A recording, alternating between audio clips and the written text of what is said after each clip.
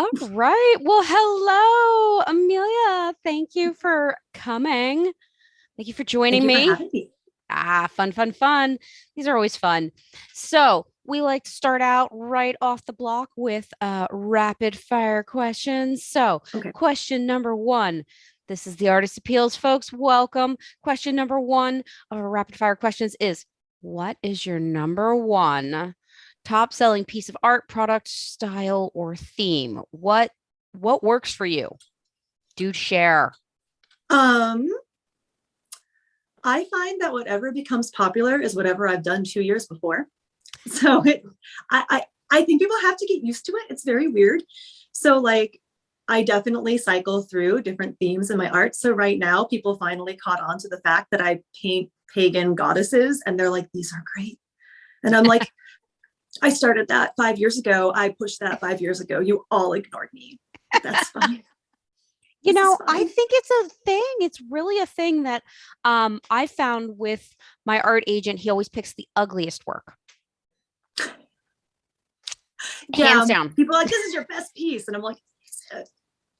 Is it? Yeah, that's what I have found is that if I find something that I find like totally ugly, somebody will buy it. Somebody will love it. Yeah. My best I, friend, my art agent, somebody will be like, "Oh my God, that's amazing." I'm like, "Are you kidding me?" The mhm. colors. Oh, so Yeah, like this is a garish. really different palette for you. And you're like, yes, because I messed it up. That's right.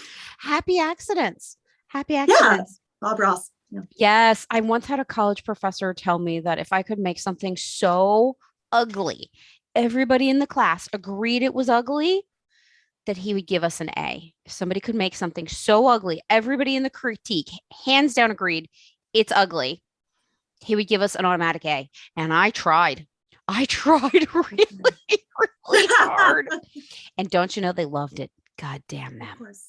Of course I they put did. bubble gum on it, neon pinks and greens. It just Ugh. sounds Dada or like, super avant garde. They're like, oh, yeah, it's brilliant. And you're like, Yeah. you're And the funniest, challenging color theory. oh yeah. Traditional notions of color theory was a challenge. And one of the funniest parts about it is my best friend loved it, put it in her office. She was a psychologist or a counselor for a while, and somebody stole it. They I'm a liked it famous enough to artist. steal it. I've been stolen. Okay. Okay. But first you Question. had to like watch it, sit there in your friend's office. That's terrible. I never got to see it in her office. Thank God. Okay. She was somewhere in Arizona or something. Okay. Number two. What is the one thing you love to create or make or do? What is the top number one thing you'd love to do? Um, I guess paint creatures out of folklore and myth. Mm, Tells because it's telling a story at the end of the day. So I'm telling a visual story. fantastic. I Yeah. want people to get excited about it, as excited as I am. And they're Now, do you usually not. That's okay. Do you like to paint like the traditional myths that are a little bit darker? You know how like have you ever read the Grimm's fairy tales and the originals are they are not child friendly. You can learn a lot from them though. You can be, traumatized for years. It's great. Yeah, I have a book of them somewhere. I have not read them to my sons. And Okay. don't do that maybe. No, no, not yet. Maybe when they're 12. Okay, so number 3, what is the one thing you hate to do, make, or create the most? Does it have to be something that I still have to do, or can I have gotten away from it? Oh, you can totally have gotten away from it. When people ask me to paint pictures of their houses, like, why me? I like I got so angry at the last one that I hid a little helmet of Darth Vader like in a window pane in the living room of his house. He never found it, but it was my passive aggressive revenge for having to do it.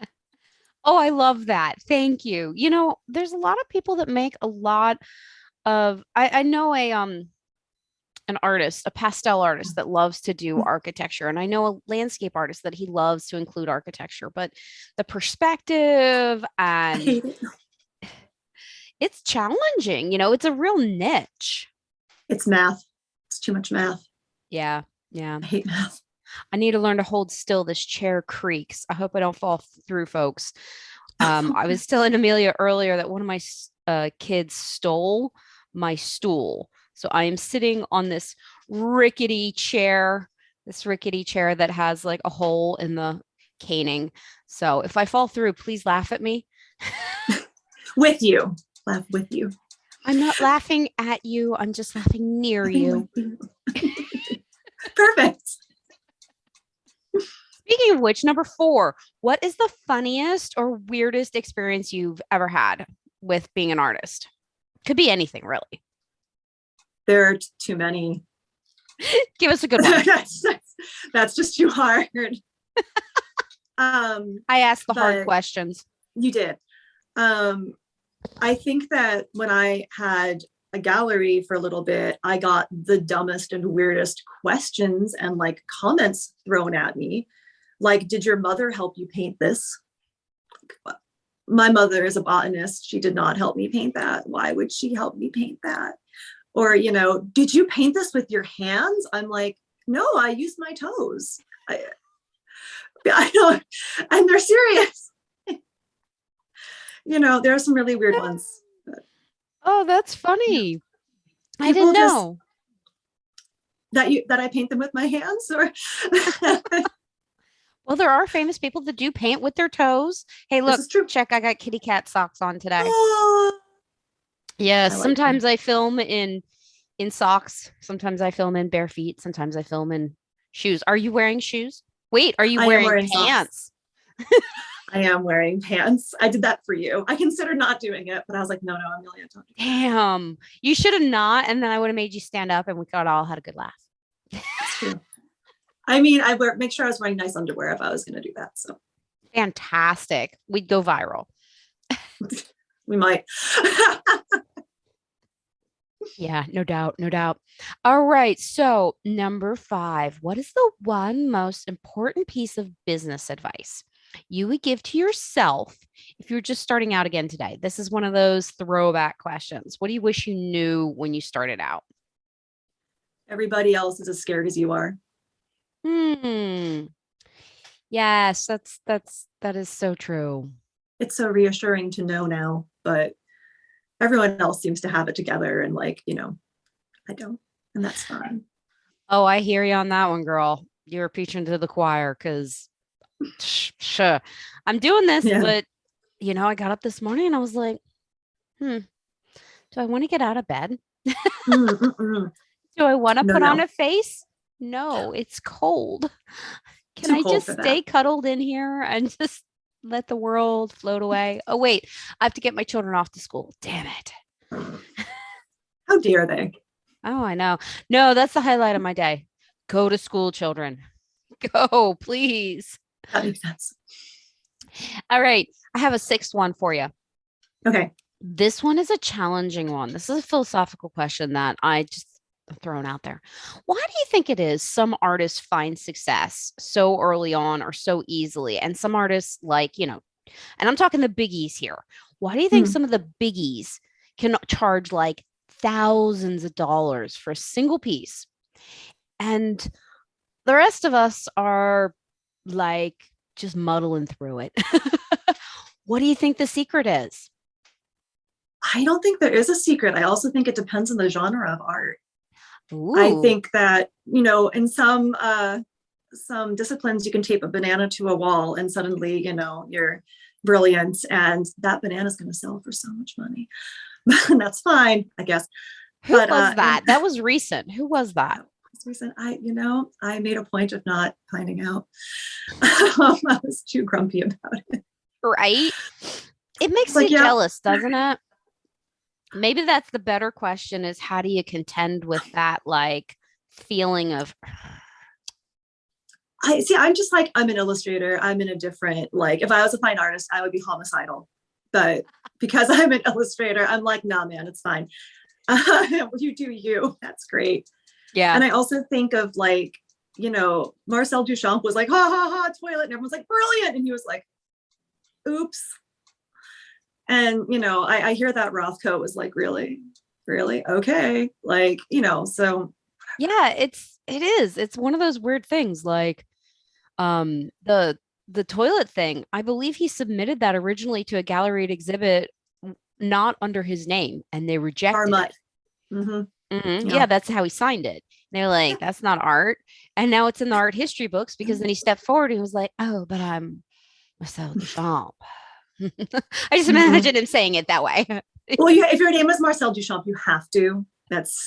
And even if you don't have a mustache, I can't picture him. You'd have to pretend you did for a second and twirl it. Yeah, that would be Dolly. Necessary. Oh, he definitely had that mustache. Yeah. Oh, he rocked that mustache. I He's can't known do for that that. mustache. Yeah, no, me neither. I'll just keep trying though. But yeah, I think it just depends on genre for that. And otherwise, it's what resonates with people or what they're told should resonate with them in perhaps a banana situation.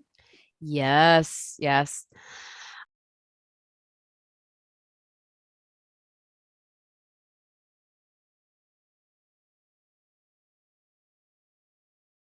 All right. So you're an illustrator. That moves us nice and smoothly into the artist appeal system where we use the seven letters of the word appeals to discuss art, product, presentation, educate, amplify, licensing and contract terms in plain English, and success, measurements of success. So you're an illustrator. We met at AlexCon, yeah? Yes, we did. I love that place. I love that show. It was really awesome. It was my first convention ever and my first year being there. Anything. It was crazy, but it was great. Really? Was it your first? I didn't know. Yeah. Oh, rock on. So what's your big takeaway from it? Everybody else is as scared as you are. Right. No one else thinks that they should be there. I'm like, really? Really? Okay. And also I really loved that I didn't feel a sense of competition or anything from everyone else. We're all just like, yay, we're artists. This is terrible, and that was pretty much it. And everyone was very warm and friendly. The And work yeah, is I really loved it. so good though. I can't believe I didn't know that this show was in my essentially my backyard. It's like an hour and a half maybe from me. And it's been there for years. And even before that, when it was in Allentown, Mhm. I had no clue. I'm like, oh my God, how have I been missing out on this for years? I Yeah, think I'd I have heard about it for toothpaste on years. me. It's probably from the chair that, is going to betray you. Yes, probably the chair that I'm going to fall through. Cool, cool. So you are science fiction and fantasy illustrator, or what are we calling that now? Illuminated realism? Is that the I call term? myself a fantasy artist. So, and I'm definitely an illustrator as opposed to a fine artist. So I've had to kind of like toe the line because people just get confused if you can't hang it on a wall and put it in a frame.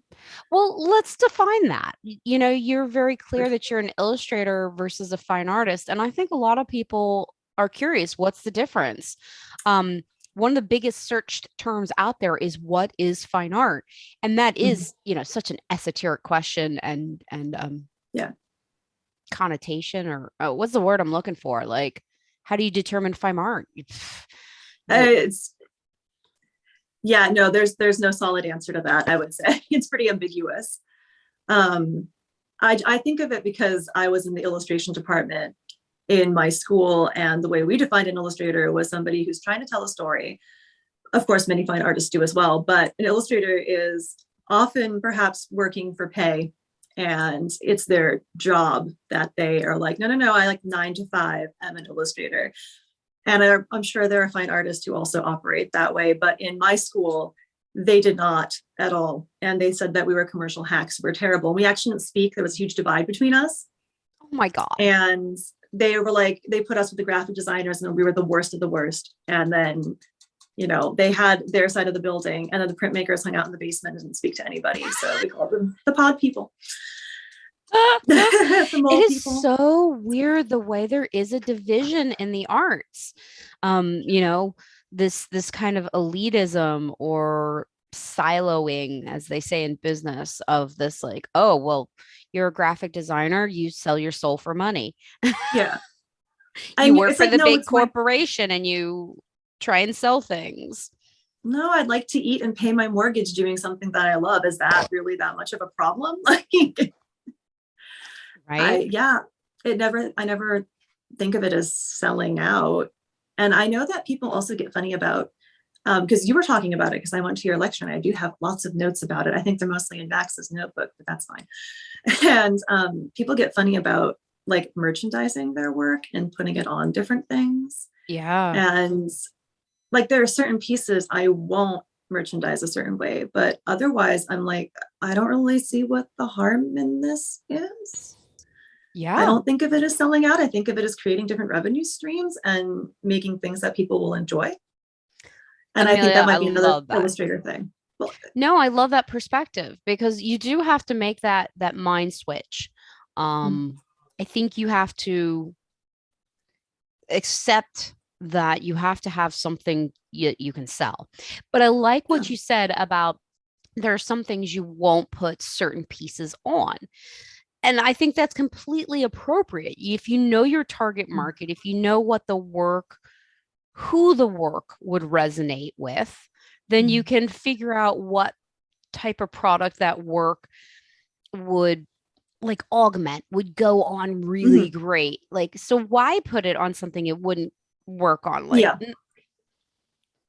so yeah. Well, thank you for coming to my presentation. I had a lot of fun doing that. I was scared as hell. Yeah. Oh, you didn't seem like it at all. Well, I You do were have good. oh, thank you. I have years of teaching experience, so I know just to make a fool of yourself and just to get up there and do it. Wave your hands wildly and act like you're going to try and fly off the stage, and you'll do fine. You did have wonderful gesticulation. I thought it was delightful. It's very like engaging. It was very theatrical. Thank you. It's good. It was good. All right. So you are an illustrator and you love painting and drawing goddesses and mythology. Hey, do Mhm. you have one? Show us something. You got one laying around there? I see some work in the back. I can't move the phone because it'll destroy the entire system. Oh, well, then I that's can okay. get I can get fast though. Hang on, she's right there. Oh, God, don't look at the room. It's fine. Everything's fine. Oh, Is that a fur on your seat? that is a deer pelt. Yes. I Wow, have a that lot must of be animal warm. parts. It's life. I understand why people dressed in furs now. I collect them from antique stores because I don't want to support them being killed for me. That's terrible. But like they're Yeah. already dead. Please use them. They're already there. They need a home. So I have a lot of fur and skulls and whatnot. And people are like, oh my God. And I'm like, it's not like that. But yeah, so goddesses. Oh, You probably cannot see fantastic. this. No, Well, I she's upside can. down for starters. That's going to be a problem. Maybe she likes it. I don't know. So Oh, people keep thinking it's a beautiful. Khajiit from Skyrim or that she's a furry. Bast or Bastet is the ancient Egyptian goddess of sex, drugs, and rock and roll. And I love her. She is one of my favorites. I love it. Fantastic. No, she's beautiful. Thank you. She was just hanging out there. Yeah. I must admit, I do collect skulls. You can't see it, but I have up in above my little thing, I have a I'm bird like skull. turning. Oh, what Yeah. kind of skull? A little tiny, tiny bird skull. Let me see. Here, I'll get Oh, it for you guys. You guys want to see my bird skull? It's really everybody wants to see a small. bird skull. It's really teeny tiny. And What it kind of still bird is it? has, I have no idea. And it still has some fuzz from the head. I like the fuzz. Yeah. Found it out hiking. Can you see that? It's got a really That's really long cool. beak. I don't know if it's like, I don't know what it is. It probably eats Anybody? insects then. Yeah. Somebody tell me Mm. what kind of bird skull this is. It's so light and so delicate. Mm. And right alongside of it, I have another piece of wood that I found somewhere years and years ago that looks like the bird skull. That's really cool. I have a piece of wood like that too. It's like a hagstone, but it's wood. Awesome. Can Awesome. you see fairies through it? If you ask politely, you always have to ask. Yes, yes. So excellent. So how did you come to your voice? How did you find your artistic style and your voice? I am like the wrong person to ask that question to, because everybody told me I had a style or a voice. And I'm like, that's nice. I just do what I do. And everyone's like, wow, you're so lucky that you like found your style so early. And I'm like, great. I literally have no idea. I just drew a lot of pictures and studied archaeology, and actually originally went to school for archaeology. And so like, there's my subject matter, you know. Well, I think you answered the question indirectly there, because you drew a lot of art and you studied archaeology. And that is something I've heard from the guests on the show over and over again, is that they do use references. And believe it or not, it's just so funny to me that so I kind of come from a fine art background, okay? Um, like undergrad was fine art, and then grad school was computer art. But we did a lot of traditional figure drawing and that type of Yeah. thing. And it was never really discussed the commercialism or how to make money. How do you make money with fine art? It was like taboo, right? It's like the big Yeah. elephant in the room, this question. How do you make money with art? Hence the podcast. So when I've been talking to the artists and even you, everybody says, I draw a lot. I use a lot of references. So the whole going to archaeology, and as a fine artist, I always thought I wasn't almost like allowed to use references. Like I had to use a nude model and that was all you were allowed to use. Like incorporating things from museums never really occurred to me until recently talking to everybody. That's so odd. And I actually just got an email from a student at my old high school who I've been talking to, because she is a brilliant artist and she's wonderful. And she's like, wait, I'm allowed to use reference? I thought that you weren't allowed to. And I'm like, who is telling you that? It's like That's this the dumbest thing I've ever heard. I was like, is it the art teacher? Because I'll take him down. Like, I know him. And I don't think he'd say that. But yeah. uh, No, I think I it's just love that. unspoken. I think it's like this unspoken rule that we kind of start thinking. I don't know where it comes from, but it's like this stereotype or something that we start to think, oh, well, if I'm using a reference, I'm copying and it's too easy or something. Because if you give me an object, I Mhm. can render it. That Right. it just comes fairly naturally that if I have a thing to look at, I can paint it, I can draw it, not a problem. Yeah. Especially if I draw a grid or use one of those techniques, Mhm. I've learned how to hold a pencil and Yeah. calculate, okay, there, okay, that, you know. Mhm. Um, I loved having some of the different artists on, like uh Jane Davenport was talking about how when she finishes a book, she Mhm. goes on a big vacation. This is what like her I liked that. impetus. Yeah. Yeah, yeah. I love that idea. But then she uses a lot of stuff from wherever she goes to vacation from. So she'll Oh. like obsessively research Mhm. Egypt and then start incorporating Egyptian goddesses and Mhm. painting style into her work. And I don't know why, maybe it's the word appropriation. That gets That's bandied tricky. about in fine art. Appropriation, Mhm. cultural appropriation, that you're not Yeah. allowed. If Yeah. if you're one culture, you're not allowed to Mhm. use icons or styles or references from other. Mhm. So maybe that's where it comes from. Maybe. I don't know. Yeah, I think about cultural appropriation a lot because I paint deities from around the world. I yeah. I love your mug. Thank you. I love my mug too. I painted it at one of those ceramic places, but I'm not Those are great. Latino. So is it cultural appropriation for me to have a Day of the Dead skull mug? I don't know. I think you're appreciating it. I don't think you're claiming it as your culture or trying to spin a story off it to uh, say it belongs to your culture. I think that you're good. Well, thank But you. it is super tricky because I'm a blonde white girl. I'm Polish and Irish and German. Yeah. But I would like to not only paint deities who belong to those pantheons. I Yeah. actually kind of stuck to Welsh and like Celtic myth for a bit because of that. That was one of the reasons, but also because I didn't know it very well. And I'm like, that's my background. It's something I'd like to look into. But I got messages from people who are like, it would be nice to see brown people in your work too. And I'm like, I would love to do that, but I feel like as a white woman, I'm like, when I'm making art, I'm putting my voice into my painting, and I'm often painting women, and my experience just isn't theirs. And I don't want to seem like I'm trying to claim that in any way, because I can't speak to that experience. I haven't lived that experience. I want to see what they have to say. And I'm so obviously I've been broadening my horizons, and I'm like, no, you know what? I'm just going to do as respectfully as I can. And I've had a very positive response. That's good. But it's like, I felt really like, ugh, about it. Yeah, it's scary. Yeah. I get it. I proposed a book on Enso, which is the Japanese tradition of painting circles, to a book Oh. company, and they said, no, we're afraid that's cultural appropriation Oh. because you're not Japanese. I'm like, yeah, but it's a practice that's been around since the 1400s, and it's a meditation. I think it's open to anybody.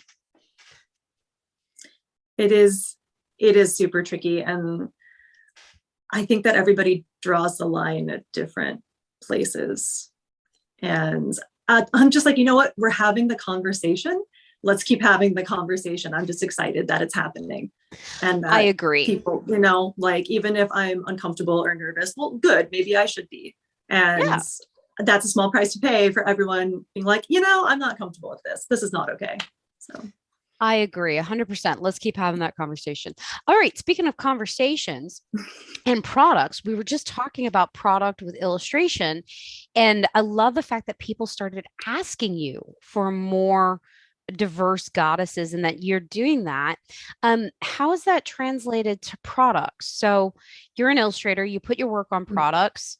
What tips and advice and tricks would you love to share with anybody about it?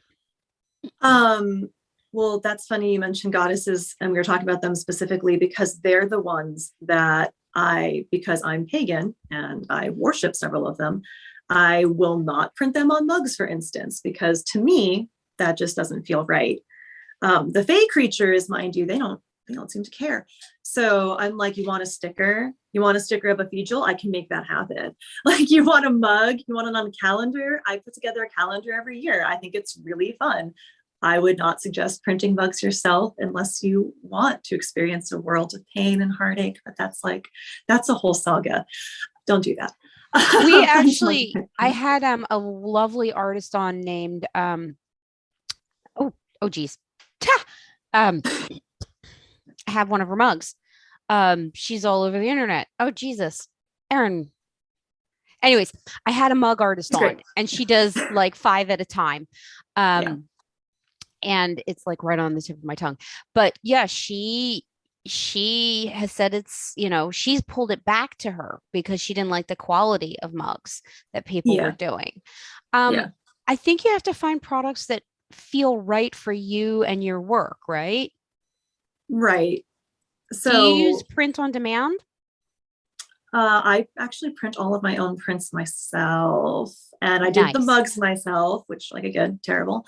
I've just like found places to do things like stickers and buttons, and I want to get into more things because when you're out there at a craft fair and you've got all your stuff out, people want to see things at different price points, and they want to see like different items that they can get excited about, and it makes a huge difference.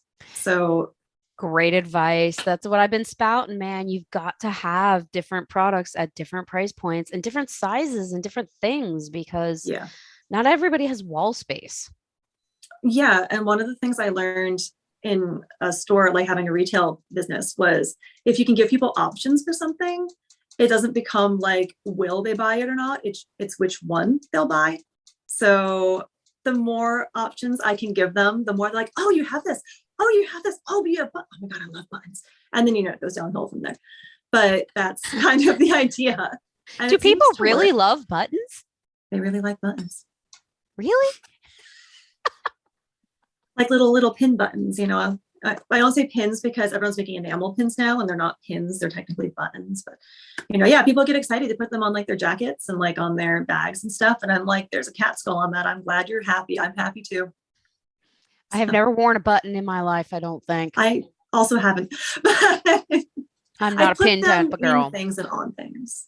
I put them in my purse, actually. Like, I don't have any flair. I don't think that's true. That was a reference to that movie, Oh, have you got a case of the Mondays? Anyways, I don't have enough flair. Anyways, so yeah, having multiple products, that's great advice. Thank you, Amelia. Um, and that leads us to presentation. So you owned a store and you must have to have done a lot of displays and seasonal displays and switching it up. I think displaying is actually one of the hardest things as an artist that I've ever kind of tackled, because it's another thing we don't really teach at the That's true. We academic don't teach that. level. Yeah, we teach the big white box mentality. Put it white walls, white floor, white ceiling, lots of bright lights, 2 feet or 3 feet or more between every piece so that they are Yeah. in isolation. So that you can, discuss the merits of the piece without any contextual It stands references. alone. You're Yeah. right. Yeah. So, but Huh. in a store and taking your work to a boutique store or to a bigger store is a whole different ball of wax. What would you say about creating displays and presenting your work? What's your best tips, tricks, advice for displaying work? So I definitely don't do the white wall and like thing alone in a box thing at all. I've always, because for me, I get excited when I walk into a store and there's a lot going on. Like that thrills me. I want to discover things. And whenever I built a display, which honestly, I think I've just worked retail for too long, that it's always been very easy for me. It just makes sense. And I'm like, yeah, display is fun. I love it. It's like being Martha Stewart, but not being Martha Stewart at all. And You are the antithesis of Martha Stewart. deer pelt behind me. There's a bear skull over there. It's fine. Ooh, I But want to see that then. yeah, I will show you. He's really cute. I just got him. But Nice. but I think that there's a sense of like discovery. People want to get excited to find something. So when I make a display, I I want them to first walk in and be like, whoa, and say, there's too much, which like everybody says, which I'm like, sorry, you're going to have to look for something then. And they're like, oh, and I'm like, so we have astrology prints over here, and there's goddesses here, and there's unseelie fae there, and seelie fae there. And they're like, what does that mean? And I'm like, let me tell you. And then, it becomes this whole experience. And I also do put stories on the backs of my prints and always have, which you mentioned in I was like, Yes. everybody, I've been trying to push everybody to do it. I'm like, you have to make a connection with them. They Yes. walk in, they see the cool display. They're like, oh, what's this? Now they're interested. Now they want to find something. And when they find it, they make a connection with it because they read the story and it like resonates with them. And you're like, you should now buy it. And they do. Hey, so people buy stories. It's the oldest form of communication. I mean, what have we been doing around a campfire for thousands of years? Telling stories, right? It's how we connect. It's how we bond. I mean, I personally can't remember a person's name unless they tell me a story. I like that. I can't. I'm horrible at names, but tell me a good story and I'll remember you. Show me your artwork and I'll remember your artwork. I don't know why I have that visual memory for the artwork and the person, but not for the name. I'm not great with names. For me, it's like, oh, you have a really cute dog. I remember you. It's like animal based.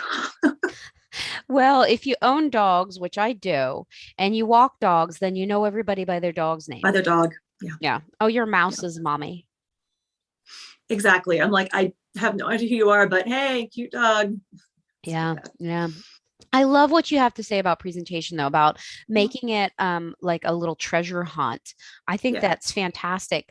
I can visualize it, this idea of almost like Baroque overwhelm. Like it's too much. And then that becomes a treasure hunt of, oh, well, what am I going to find in amongst all these little treasures?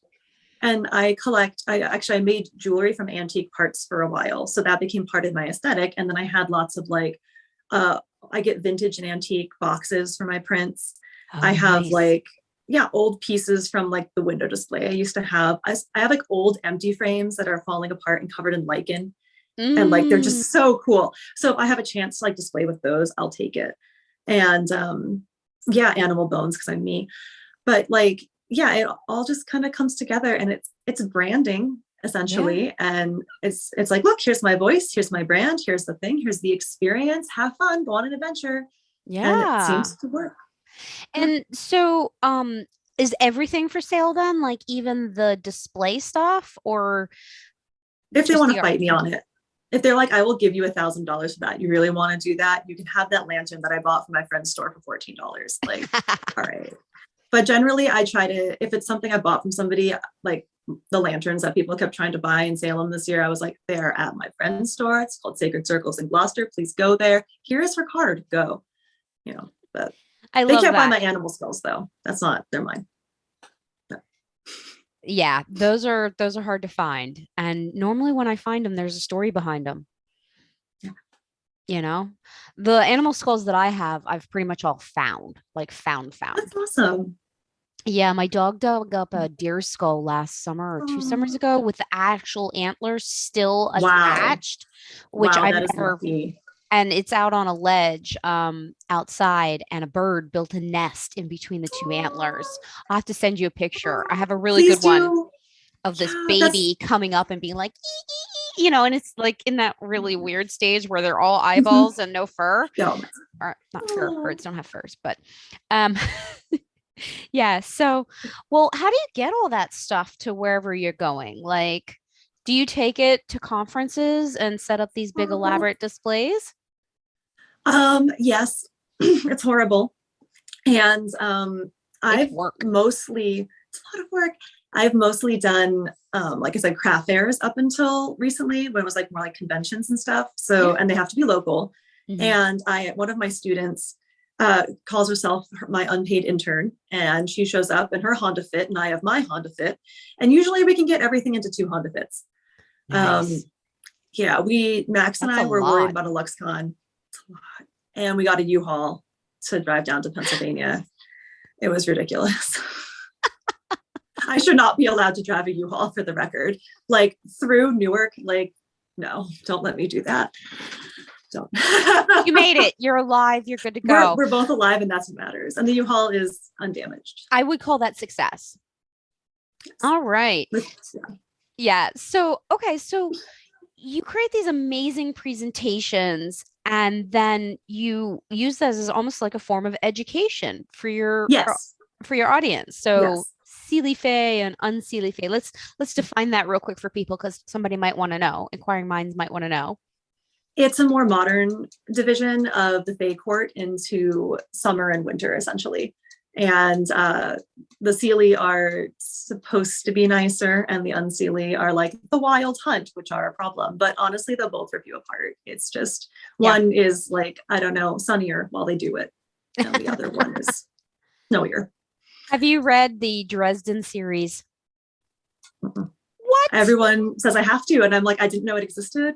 I Urban know. fantasy. I bet it's good. I love that new genre. I love the mix of the modern with the mythology. It's fantastic. Definitely check out Dresden. I think there's I will. 14 of them, and it Okay. has the Seelie Fae and the Unseelie, and he gets in a lot of trouble with them, and it becomes the I Winter bet. Night. Spoiler alert.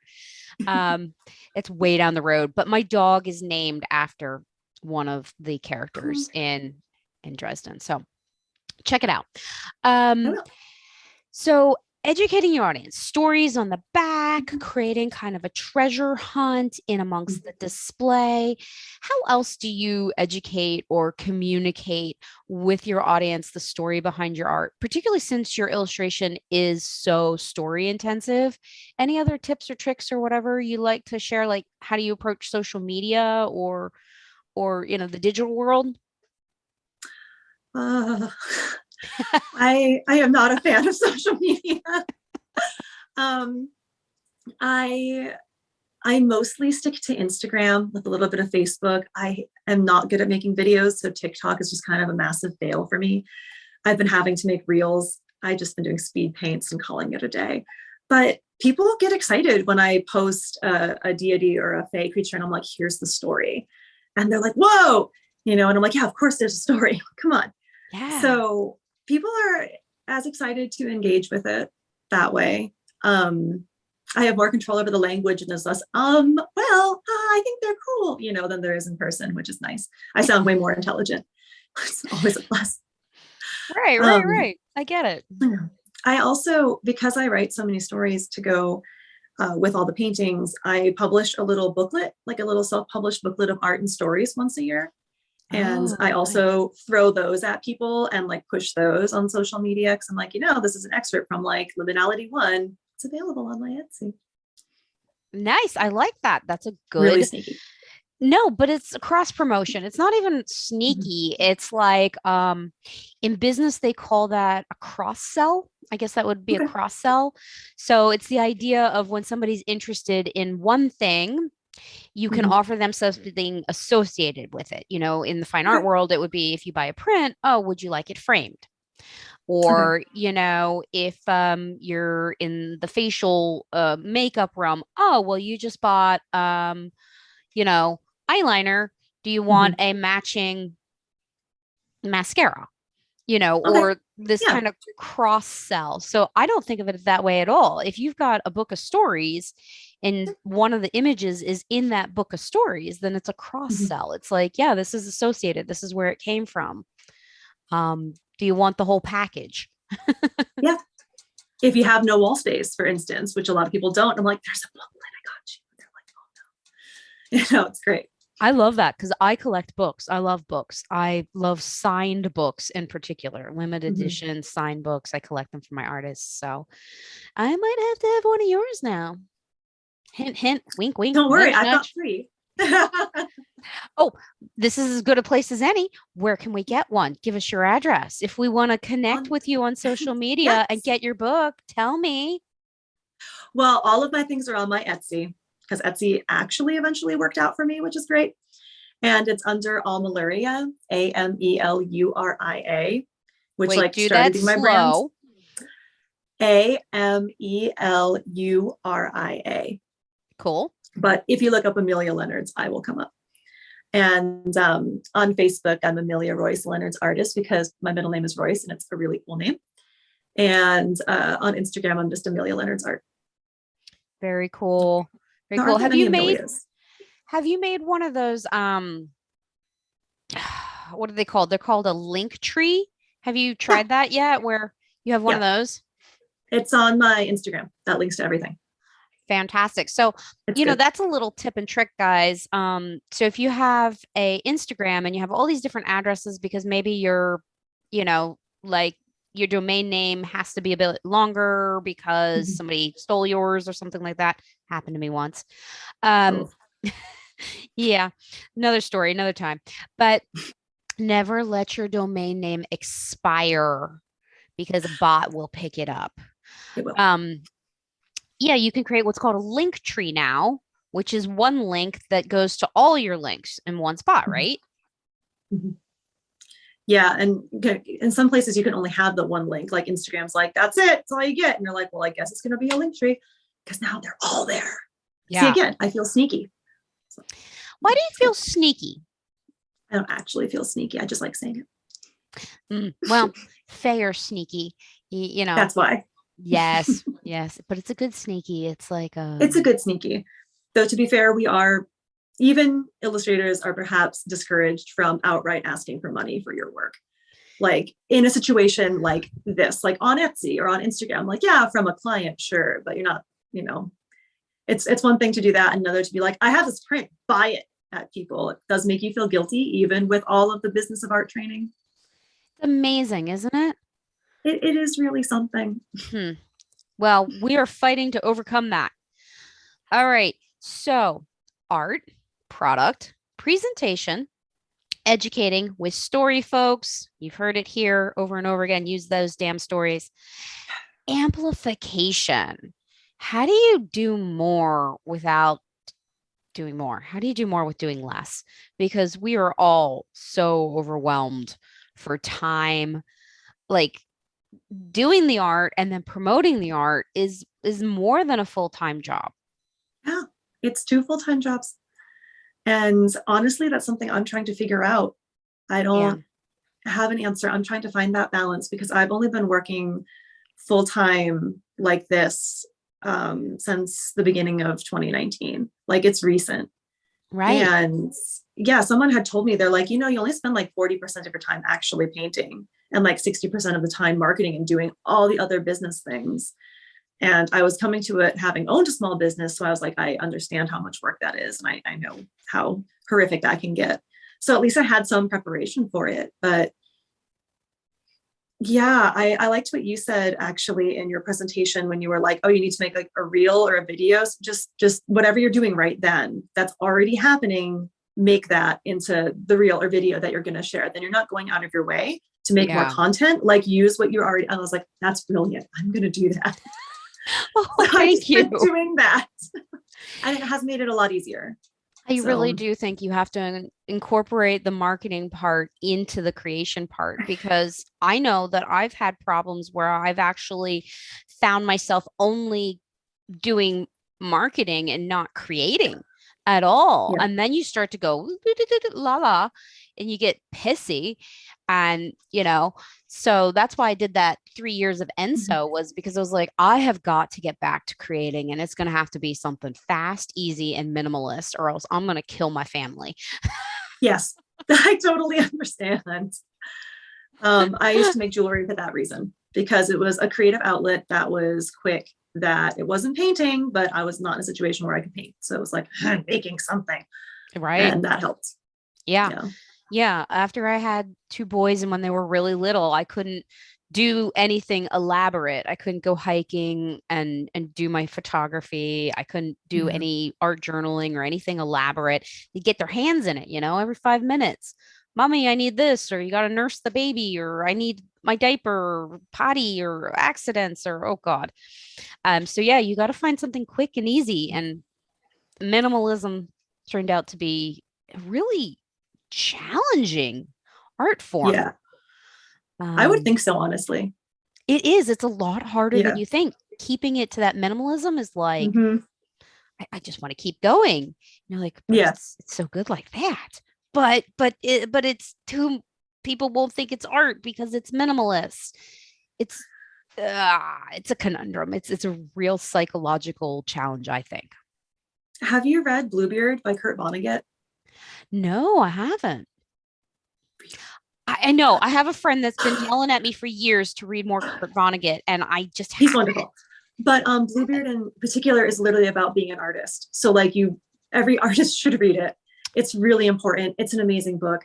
But the main character is trained as a realist, a hyper realist illustrator, and he ends up being an abstract expressionist. And at some point he talks about how much more difficult it is to be an abstract expressionist for him, because when you're a realist illustrator, there are so many pieces, so many things you're going to be putting into the piece that, if you make a little mistake over here, no one's going to notice. They're looking over there and there and there and there, and it's the piece as a whole. But as an abstract expressionist, he was painting in a very minimalistic style.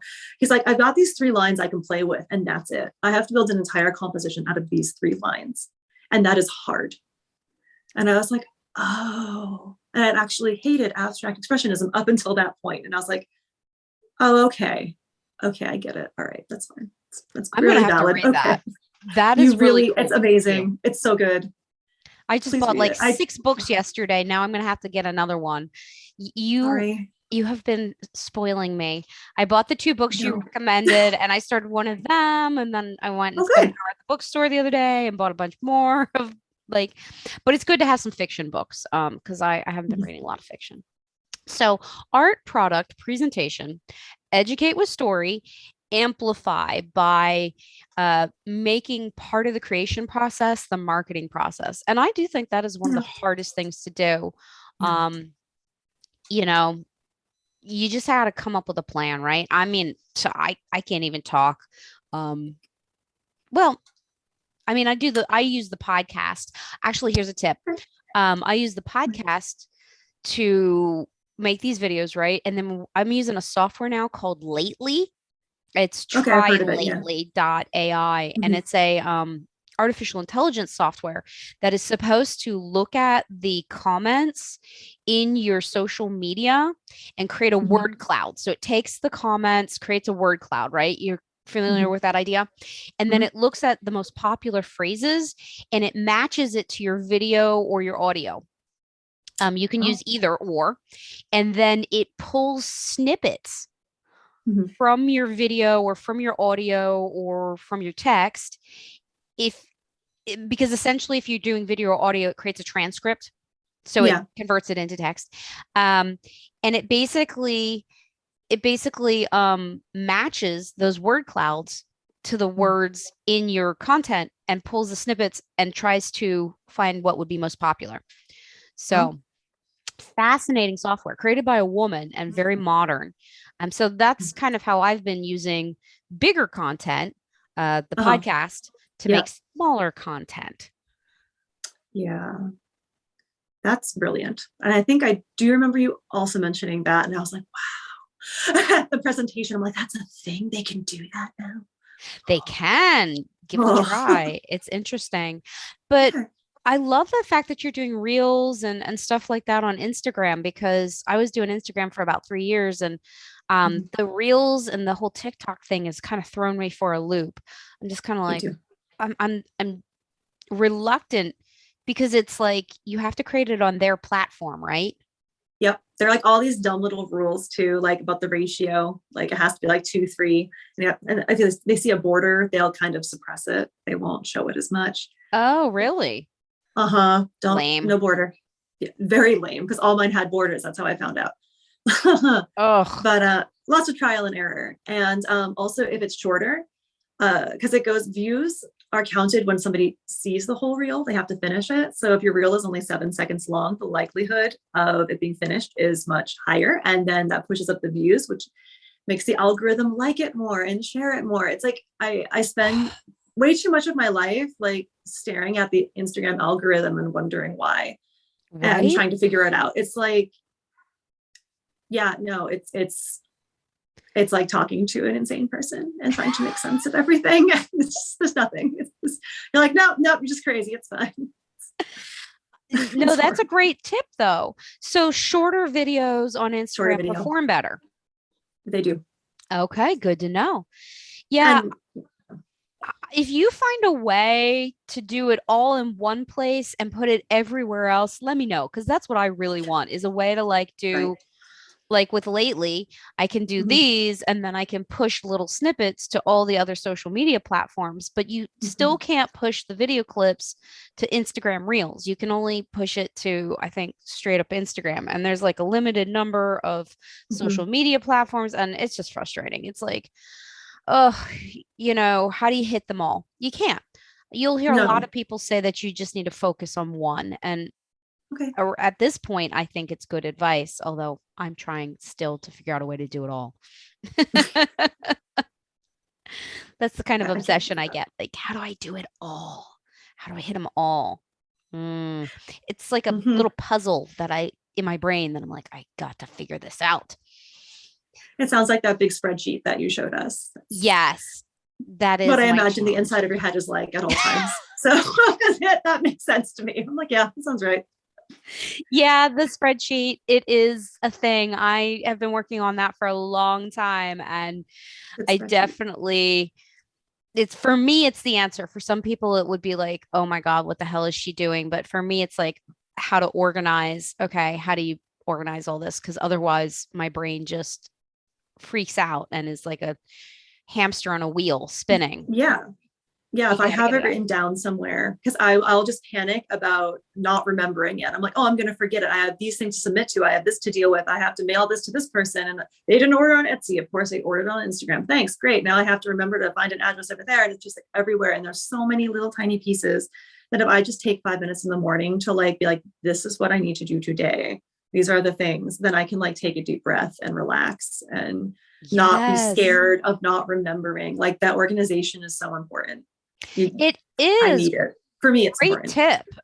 I think artists need to hear that, is that it's okay to be organized. That stereotype of being a flaky artist, it doesn't work. It'll drive you crazy. So how do you organize? Like, do you bullet journal, or how do you organize? So I have like a weekly planner. So Mm-hmm. it's like, okay, here's like what I'd like to get done realistically each day. So I know that, all right, that will be finished by the end of the week. And then I have like a notes thing in my phone where it's like, all right, this is today. And I have another notes I have too many, where it's like, these are the overarching big things you need to do. And here are the dates that are associated with them because I don't have your Excel skills. So I have to make do with notes. And then I have like a calendar, one of mine, of course, and it's over there. And I can turn and look and be like, oh no, that is due. So it's like the month view, the week view, and then here's like the day. And then there's the broad overview hovering in the background of like, that submission thing is coming up like in a month or so. Just Oh, I love it's a it. So lot. you use a paper calendar on the wall for the annual, and then that's it's totally legit, whatever For me, works for you. yeah. And I mean, that's why I made the spreadsheet and said, "Hey, if anybody wants to use this, you're welcome to get it." I mean, it's on the Artist Appeals website. People, you're welcome to check out this massive spreadsheet that I made that is it's a calendar. It's just a Yeah. calendar of the whole year and when the different conferences are. And Mhm. then because I know a lot of people aren't into making the spreadsheets, I already made it. No. Um, but I do the same thing as you. I actually have over here behind my computer, I have a big month and it's got, the month, it's got today and it's got like the week Mhm. on it. And I just got it from Michael's and it is really Yeah. nice to be able to glance at it and see the month right there. Um, or I had an annual one over on the refrigerator over there. Mhm. Fell down. I have to retape it up. And I've got a one that I just made. It's just a piece of paper that's laminated. It has January, February, March, April, May, the year, Mhm. and just kind of some of some of the big Mhm. things per month. So, But I feel like I use so much mental power, what little of it there is, oh, worrying and being terrified about deadlines and being scared I'm going to forget something, but then I can't focus on my work. So why don't I just try to take that out of the equation entirely so I can focus on my work and trying to figure out the Instagram algorithm? right? Nobody can do that, but I'm still trying. Yeah. So It's good advice. Take what you can out of your brain, put it on paper, yeah. and it'll help. Yeah, Yeah. definitely. All right. And finally, licensing and contract terms. So, as an illustrator, and making products, have you had much experience like with licensing and contracts, or is that something you want to get into?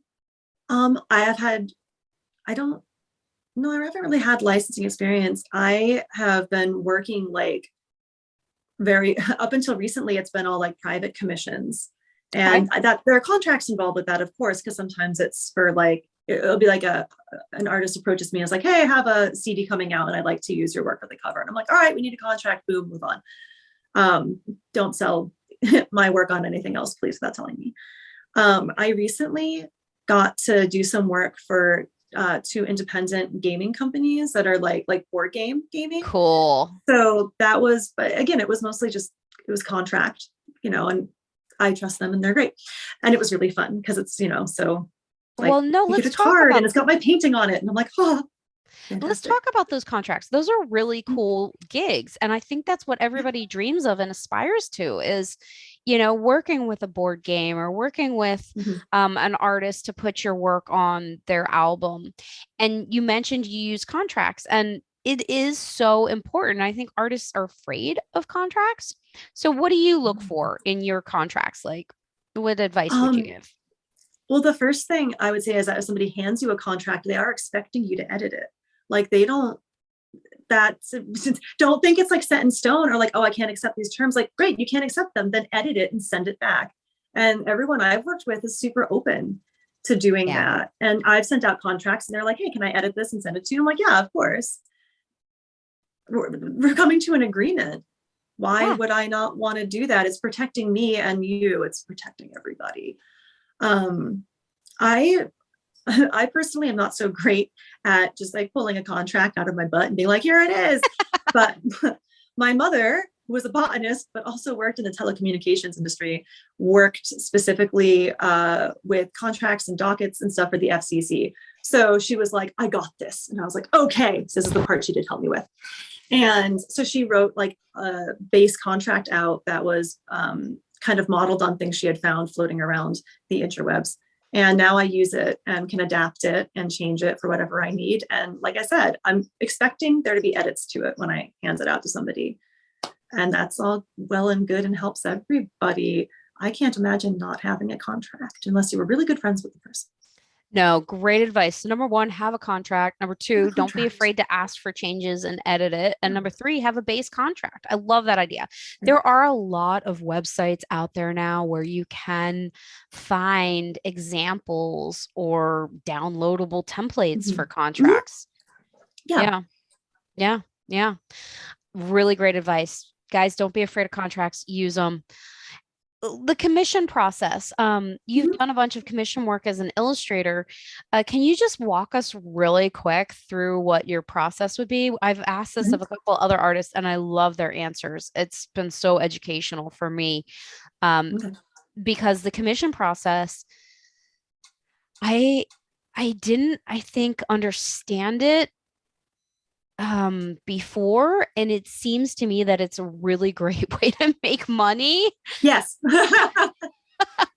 And I think um, everybody should kind of huh. have this in place, Yeah, like a process that absolutely. they can use. So, and all of the different artists have a slightly different process for creating commission work. So, tell us about yours.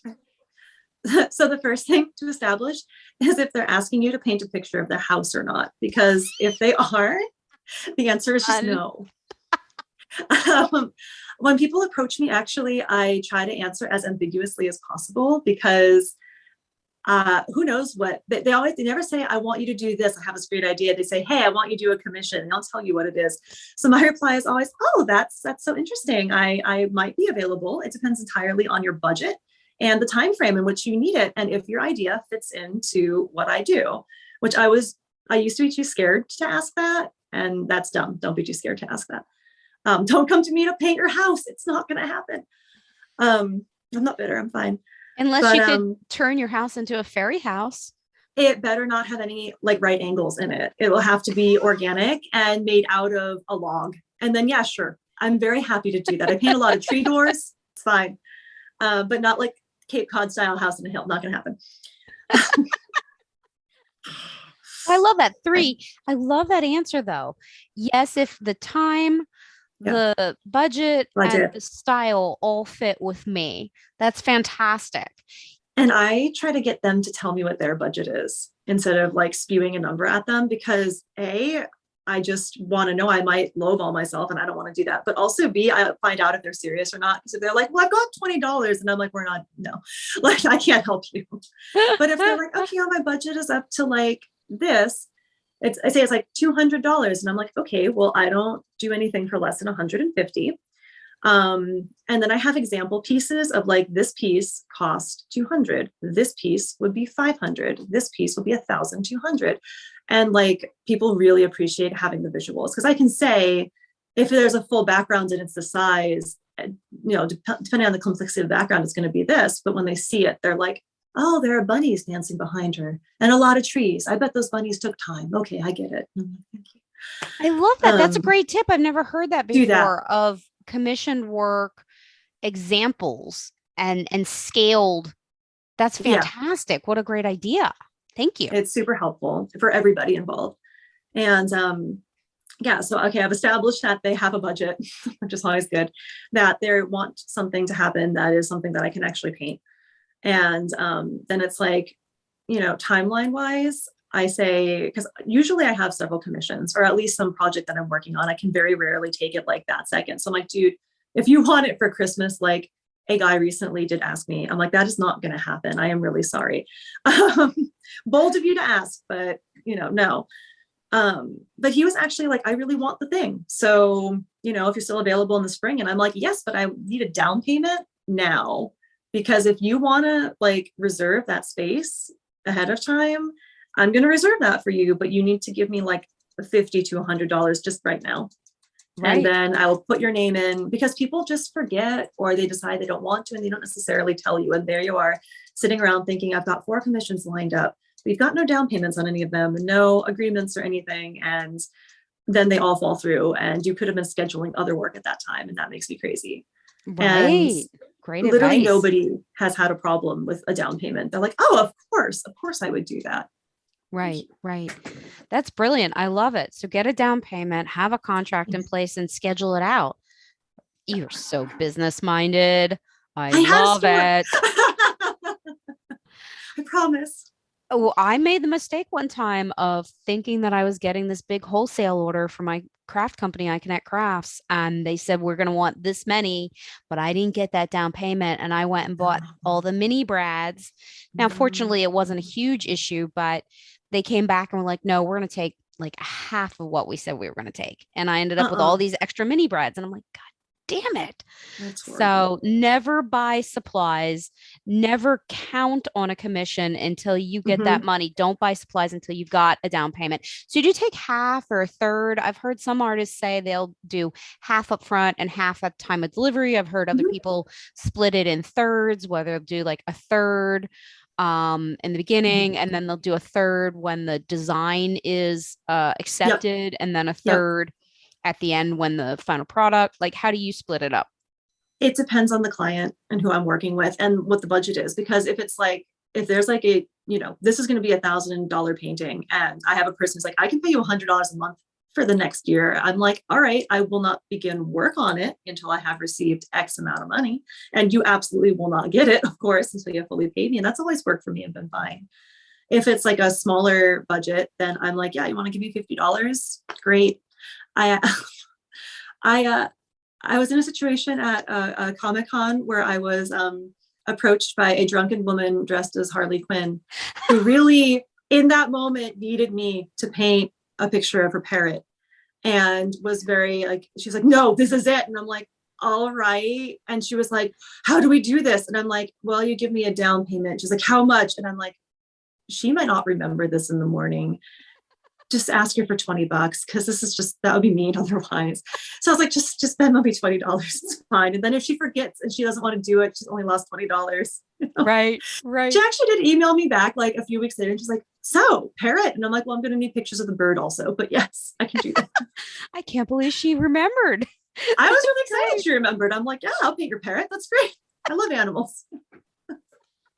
But I like that she was dressed as like, she looked like a French maid and Harley Quinn came together, and then she had a sim symbol above her head, and it was red, of course, like the red diamonds. And I was like, there's a lot going on here.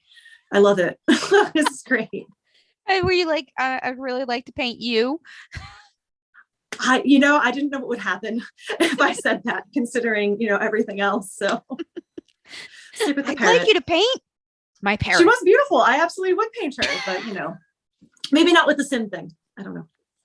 Oh, that's fantastic. Yeah. And so you just use That was a Vimeo, that was a Venmo moment. Venmo. I People haven't used PayPal or Venmo. Venmo. Yeah, I do Yeah, PayPal. I haven't done Venmo much. I've done the PayPal. Should probably get the Venmo set up. Yeah, I so you just avoided have it them. Yeah. Why? for a long time, just because I don't know, I feel old, and I was like, kids are using Venmo, and all my students were like, get a Venmo, and I was like, all right. Right, right. All right. And so finally, S for success, we have covered art, product, presentation, educating your audience with story, amplifying through whatever means you can, whether it be physical or digital, licensing and contract and commissions. And now we're on to success. And I always like to kind of ask this one. I actually kind of came up with the acronym appeals, and then I ended up tacking this S on the end because I was like, Mhm. we really need to talk about monikers and defining like success measurements and Yeah. celebrating it. I find so many artists, we just go, go, go, go, go. We like Mhm. create, create, create. We sell a piece and then we like downplay it. We're like, oh yeah, I sold a piece. It's whatever. I did that the other day. Yeah, no, I totally, I was like, it's fine. And we don't celebrate it. We don't stop to be like, yeah, dude, I sold a piece. Rock on. Yeah, We don't no, you're right. and we don't take time for ourselves. So how do No. you define success for you personally, and how do you celebrate it when you hit those defining moments? Um, I mean, on a smaller scale, being able to pay the mortgage is a success. Eating for another day. Yeah, no, selling paintings is exciting. I don't celebrate it like I should. I think I should start celebrating it. Um, Yes. but I've always had like a very specific thing in my head of what would make me successful, or what I perceive as success for myself. And it's a two-parter, and only one of them has happened yet. Okay, So, what is it? Do you want to share? I oh want to yeah, know. it's a little weird, but um, I need the validation, I guess, of the schools that I went to. I need them to validate that I made a good life decision and invite me back to speak to the students about the life decision that I have made. So that I to love me is like that. success. So I actually did get to go back to my high school. I went to a super intense all girls private college prep school. Oh, Uh, wow. yeah, it was a lot. It's a fascinating place. I did not fit in at all, but I bet everyone, you didn't. not at all. But everybody was super nice, so it was okay. But I'm still friends with the librarian there because he's great. And he was like, I've got a bunch of like misfit art kids, and they like would love to meet you and just hear you talk. So I got to like go back, and it was a thing. And they like advertised it. They were like, former student. And I'm like, they shunned me, you see, when I gave up Egyptology and then went to art school. Suddenly they stopped talking about me. So now I feel like I like won my parents' favor back or something. I get Um, it. I it's get this whole it. I thing. really, really do. It's a thing. It's a thing. And then, in a perfect world, I would also get to go back to my college and do that. And actually, I did meet an illustration professor from my college at a recent fair. And he was like, would you like to come in and talk to them about what you're doing? Because they have this romantic idea about it. And I want you to break them. And I'm like, I will break them. So maybe it'll get to happen. Oh, that would We'll be see. awesome. I wish that somebody had come to my school and talked about the reality of the business world and the art Me world, too. and that, you should go take some business classes because they didn't teach us Right? jack shit about running a No, business or paying the no, bills, paying the mortgage, no. making money, putting food on the table. They sure as heck didn't. And they don't teach you that self-confidence of, standing up and saying, Mm-mm. this is what I need to live and still Yeah. do this for you. People are like, it's a gift. You should give it for free, right? And you're like, it's literally a skill that I have developed over decades, and it is not a gift. Yeah. And there's like that. And then also, I feel like the fine artists in particular, like you guys got zero discussion of business, zero. I hear it from fine Straight artists a up. lot. Oh, And yeah. we got a little bit, we had a class senior year that was business oriented, which was great. But then they actually did a business of art class after I graduated. And I went back and took it like as a continuing ed class because we were testing it out. And the whole room just like lost it. Like a man from the IRS came in and was like, this is how you do your taxes. My wife is an artist. Let me teach you. And we're like, why isn't this required in every single college everywhere? I don't understand.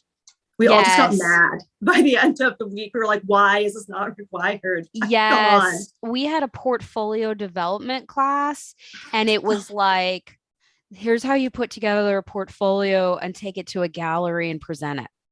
But what if that's like a percent of being a fine artist, and also like what there are so many fine artists and other artists that like that's not the route they're going to take. That's just Right. one little tiny facet, and it's a very important, useful thing to know, and that's great. But that's Yeah. not like you can't just do that and say we covered it. Yeah. Makes me No. mad. Right. And that's hence welcome to the Artist Appeals, folks, because here we So I'm ask the mad. hard questions. How the hell do you make money as an artist? That is the big elephant in the room we're trying to address. Yeah, Um, so yeah, and okay, you didn't tell us how would you celebrate? You don't celebrate enough. I How don't. would you celebrate if you really let's get it out of you. Let's make you come up with it. Well, no, I know what I would do. It's just okay. If I was behaving, I would be like, so Oh, please don't be a take a day well-behaved off. woman. We're gonna do all of it. If I was behaving, it would just be like I lose myself in the woods for a day because that's my Woman after favorite my thing. own heart. Yes. Right. I love to hike. If Me too. It's so great. I like to get really lost, and whoever's with me is always very concerned that we are now actually lost and we have gone off road. They call it druid off roading, and I'll be like, "There's a path." And my friends are like, "Is it a path or is it a druid path?" And I'm like, "Path." It's called trailblazing. Thank you. And yeah, no, I helped mark the trails at a nature conservancy right up the mountain from us. This nature Oh, conservancy bought and preserved this mountain, and they were like, "We're looking for local people that may know the oh, mountain." And I'm like, fun. "Oh, that would be me." I know it. been hiking that mountain, even though there's no trespassing signs for the last 5 years. Nobody else goes up there. Why shouldn't I? I'll show you all the old logging trails. I'll show you how to get to the ridge. I'll show you where the views are. And I did. And it was fantastically fun. Yeah. But that would be behaving. If I wasn't behaving, I would be like bottle of wine or mead and like beach, because I live near the beach, and just like until 2 a.m. Things get really weird on the beach at 2 a.m. just so you know, like it's very bizarre. Yes. And as many cannolis as I can realistically eat. You make them? No. Besides, I wouldn't, even if I did, they would not be as good as what I can get here, because Gloucester has a incredible Italian population that makes incredible food. Yes. And we have, as far as I'm concerned, our cannolis are, I think Virgilia's is better than the North End. Like in Boston, those are fighting words, but I think that they're true. I have sampled cannolis around, and Virgilia's. Yeah. My dad's side of the family is Italian, so I love a good cannoli. I really do. I bought some in New York many, many years ago. Went to New York City, bought a dozen or 2 dozen cannolis and brought them home, or was planning on bringing them home. And they never really made it home. No, my they don't make it home. fiance, No. my now husband at the time, started eating them, and they didn't really make it home.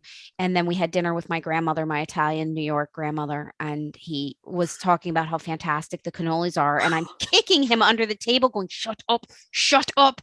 And she rounded on him, and she's like, right? You went to New York City, bought cannolis, and didn't bring me any? He's lucky to be alive. He really is. Wow. All right. Well, you got to send me some cannolis, because I'm in Pennsylvania, and the cannolis here, there's some, but they're kind of like lackluster. No, I wouldn't think that that's like where Pennsylvania shines, really, would be cannolis. No. No, very good. Well, do you make your own mead, by the way? I got to ask that one more too. I have a friend who has a meadery. A meadery? Yeah. It's a great name. Yeah. Oh, I had some. And where did I? No, I think I took it away, because I did the label design for it too. He let me do 2 flavors, and one of them was chocolate raspberry. And he was like, "Well, I thought of you." And I'm like, "Yeah, I bet you did. That sounds right." So I'd love to see your labels.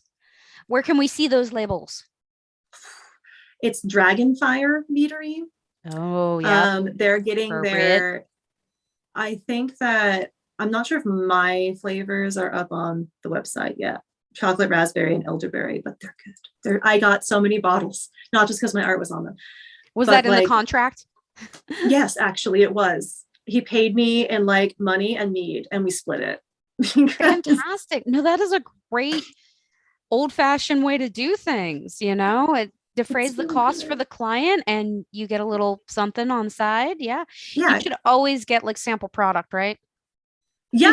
I'm like, look, if my art's on it, I already knew it was fantastic, but I'm like, if my art's on it, I really want to make sure it's like, so send me like 6 of them, please. I need 6 bottles to go through before I can tell you if they're like really good. He's very patient, which is nice.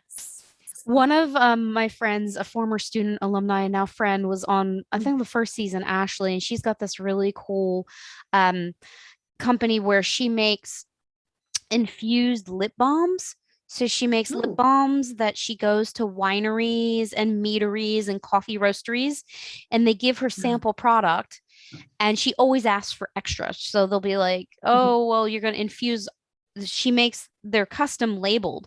So she infuses the lip balm into, cruelty-free waxes and oils and whatever, makes the lip balm, and then makes a label that is for the winery or the meadery, and then they sell the lip balms there.